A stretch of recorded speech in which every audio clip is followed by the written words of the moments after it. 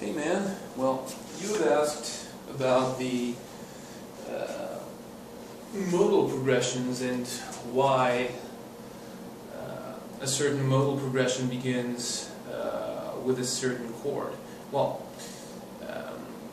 if you will choose to look at the modes from the derivative perspective, and when I mean derivative, I'm referring to the fact that from each step of a major scale we can deduce one mode, right?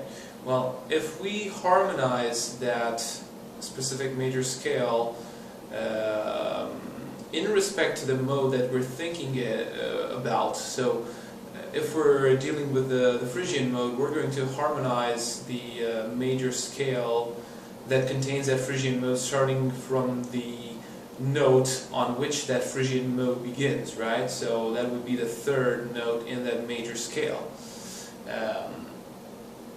That means that the modal progressions which are strictly related to that mode will begin with that certain chord, because it's the chord derived from the note on which that mode begins, right?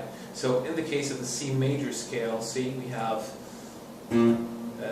C, D, E, right? So we have the E. So if we begin the progression on the E minor chord, right?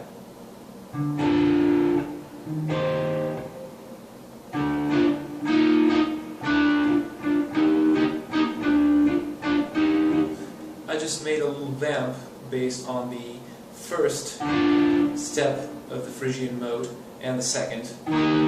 So, E minor, F major.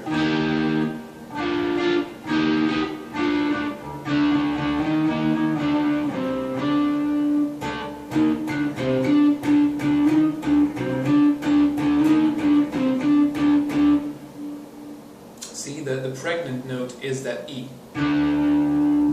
You will figure out in all those progressions which would be the chord that underlines that specific mode. But you need to gather more experience with modal progressions and recognize them.